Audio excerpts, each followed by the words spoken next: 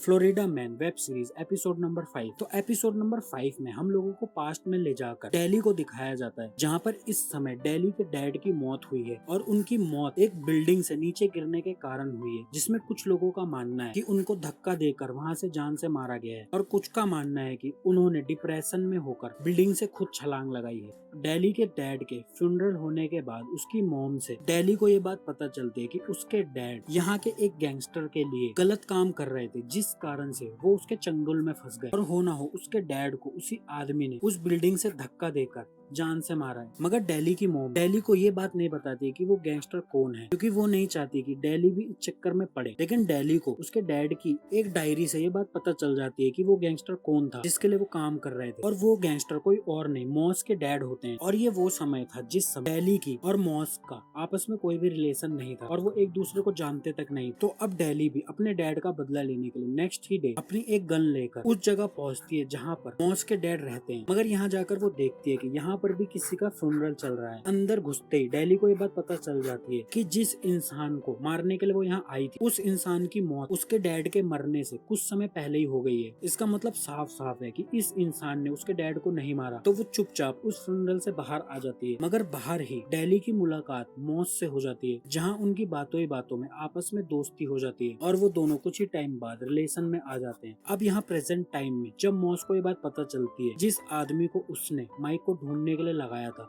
उस आदमी की भी जान जा चुकी है। अब मॉस खुद ही माइक को ढूंढने के लिए फ्लोरिडा पहुंच जाता है। दूसरी तरफ अब आइरिस जाकर सीधा डेली से मिलती है और डेली भी आइरिस को देखते ही पहचान लेती है कि यही माइक की एक्स वाइफ आइरिस है, जो कि एक पुलिस वाली है और वो माइक को ढूंढने यहाँ पर आई है। अब आइरिस डेली को सीधा ही ब्लैकमेल करना शुरू कर देते हैं कि अगर उसने ये नहीं बताया कि गिल की मौत में उन दोनों का क्या हाथ है, तो वो ये बात जाकर मॉस को बता देगी कि वो अभी भी जिंदा है। उसके बाद मॉस उसके साथ क्या करेगा वो अच्छी तरह से जानती है। पर अब ये बात सुनकर डेली आइरिस को इस बात का भरोसा दिलाती है कि उन दोनों का गिल की मौत में कोई हाथ नहीं है। उसको मारने वाला तो मॉस है और मॉस ने भी खुद नहीं उसको मारा है, उसने अपने किसी आदमी से उसको मरवाया होगा। और वो ये पता लगाने की चाहे कितनी भी कोशिश कर ले कि मॉस ने अपने किस आदमी से गिल को मरवाया, वो ये बात का भी नहीं पता लगा पाएगी। पर अगर वो चाहे तो वो उसके लिए कुछ ऐसे सबूत ला सकती है जिससे उसको मॉस के काफी सारे काले धंधों के बारे में पता चल सकता है और वो उसको अरेस्ट कर सकती है। असलियत में डेली खुद को बचाने के लिए आइरिस को वो पेन ड्राइव देने की बात सोच लेती है, जो पेन ड्राइव वो मॉस के पास से चोरी कर लाई थी। अब इस बात के लिए आइरिस भी मान जाती है कि अगर वो उसको ऐसे कोई सबूत लाकर दे दे जिसके बाद वो लोग मॉस के खिलाफ कोई कार्रवाई कर पाए, तो वो उसके जिंदा होने की बात को सीक्रेट ही रखेगी। मगर उसी टाइम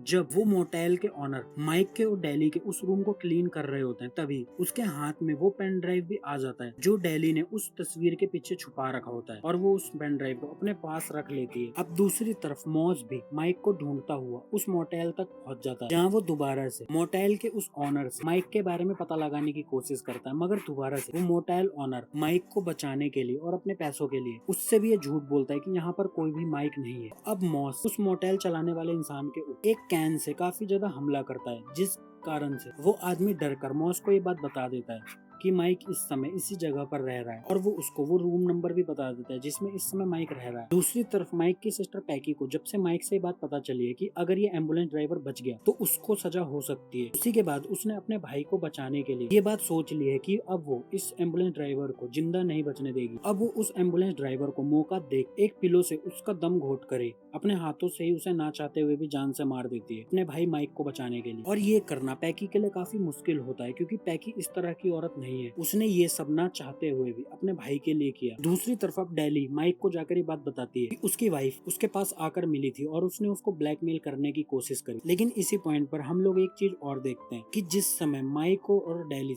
एक साथ मिलते हैं और बातें करते हैं, तो वो सारी बातें आइरिस भी सुन रही होती है। असलियत में जिस समय आइरिस डेली से मिलने गई थी, उस समय उसने चालाकी से डेली के बैग में एक माइक डाल दिया था, जिस कारण से अब वो उन दोनों की बातें अच्छी तरह से सुन पा रही है। अब उन दोनों की बातों से आइरिस को ये बात पता चलती है कि ये दोनों आज ही रात कोई खजाना निकालने वाले हैं। और अब इन बातों से आइरिस को समझ में आ जाता है कि ये मामला जो वो सोच रही है वो नहीं है, ये किसी खजाने का मामला है। मगर इसी के बाद माइक दोबारा से अपनी एक्स आइरिस से जाकर मिलता है, और अब आइरिस दोबारा से माइक से ये बात पता लगाने की कोशिश करती है कि वो यहाँ पर क्या कर रहा है। मगर माइक दोबारा से अपनी एक्स वाइफ आइरिस को कुछ भी सच नहीं बताता है, जिस कारण से आइरिस को भी अंदर से काफी बुरा लगता है, क्योंकि माइक उससे कई बार ये बात बोल चुका है कि उन लोगों को दोबारा से शादी कर लेनी चाहिए। मगर माइक अभी भी उसको कुछ भी सच नहीं बता रहा है। मगर दूसरी तरफ जब डेली दोबारा से अपने मोटेल रूम पहुंचती है और वो उस पेन ड्राइव को ढूंढने की कोशिश करती है जो पेन ड्राइव के अंदर मॉस के खिलाफ काफी सारे सबूत थे, तो उसको वहाँ पर वो पेन ड्राइव नहीं मिलता है क्योंकि वो पेन ड्राइव पहले ही